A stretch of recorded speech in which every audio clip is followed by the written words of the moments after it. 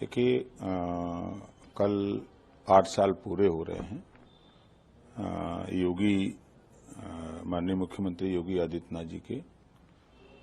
तो 8 साल के कार्यकाल में सरकार ने क्या क्या उपलब्धि की है, उस बात को बताने के लिए जनता के बीच में सभी जिले में कार्यक्रम आयोजित है कि आज के 8 साल पहले जब पहली बार मुख्यमंत्री माननीय योगी आदित्यनाथ जी बने, 5 साल का कार्यकाल पूरा हुआ, फिर दोबारा रिपीट किए।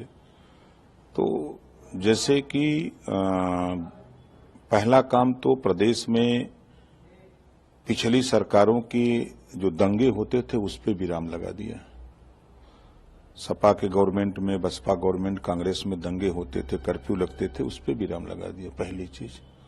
दूसरा, जो इन सरकारों में सपा, बसपा, कांग्रेस के अपराधी छुट्टा साड़ की तरह घूमते थे, उन पे विराम लगा दिया। अगर कोई अपराधी अपराध करता है तो 24 घंटे के अंदर उसकी गिरफ्तारी हो रही है। ये सबसे बड़ी चीज है। और सरकार जो पिछली सरकारों में योजनाएं बीच में ही बिचौलिए लूट लेते थे, अब सीधे खाते से खाते में जा रहा है। चाहे वो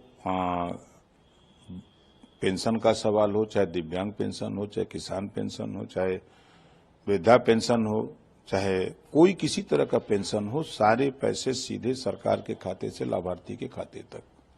किसान सम्मान निधि सीधे खाते से खाते, बीच में कोई वो नहीं। राशन कार्ड सीधे लाभार्थी के दस्तखत से ही राशन मिल रहा है। आयुष्मान कार्ड बना 5 लाख गरीबों के इलाज के लिए, वो सीधे कार्ड गरीब के पास जा रहा है और गरीब जाके हॉस्पिटल, जो एथराइज हॉस्पिटल हैं, वहां जाकर के कार्ड एक्टिवेट करा करके वो अपना इलाज कर रहा है। उसके अलावा भी मुख्यमंत्री राहत कोष से भी गरीबों के इलाज के लिए जिनके पास आयुष्मान कार्ड नहीं है उनको पैसे दिए जा रहे हैं। और आज बड़े पैमाने पर गरीबों को आवास, शौचालय दिए जा रहे हैं। और मजे की बात की पारदर्शिता है। चाहे नौकरी में किसी भी विभाग में भर्ती हो, नौकरियों में जो योग्य बच्चे हैं वो आ रहे हैं। वहां कोई किसी की न सोच की जरूरत है, न रिश्वत की जरूरत है। सारी चीजें जो हो रही हैं वो पारदर्शिता के साथ सरकार कर रही है। तो ये चीजें जनता के बीच में हम लोग लेके जा रहे हैं कि सरकार 8 साल के कार्यकाल में क्या क्या चीजें जनता के लिए किया है, उन सब चीजों की जानकारी जनता तक। बड़ी अच्छी योजना सरकार की घरौनी, जिस तरह खेत की खतौनी होती है उसी तरह आबादी की जमीनों की घरौनी बनाने का काम।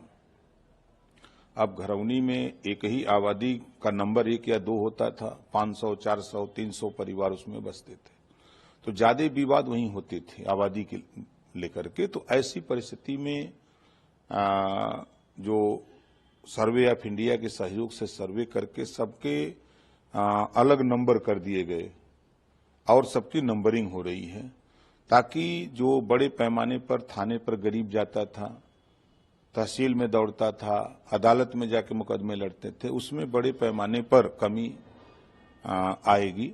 ऐसा घरौनी एक बहुत महत्वपूर्ण काम है जो इसको सरकार ने मजबूती से इसको कर रही है।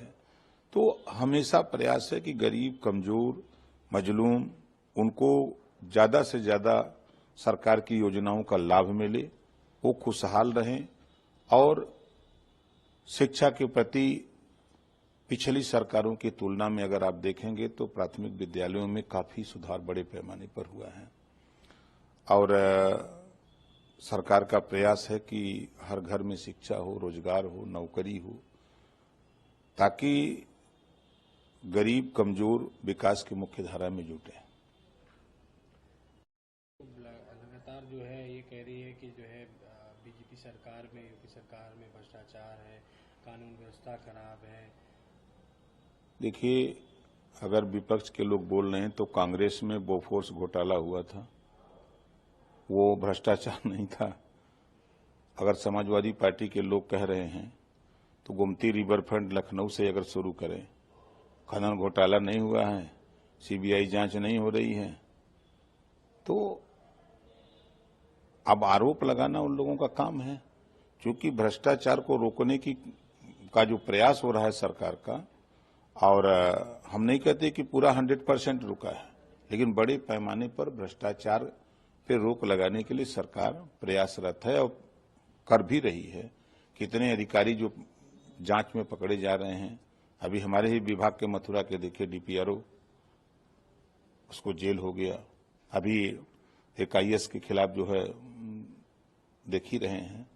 तो कहीं न कहीं सरकार को संज्ञान में आने के बाद त्वरित कार्रवाई हो रही है। मानव को आरक्षण देने के लिए संविधान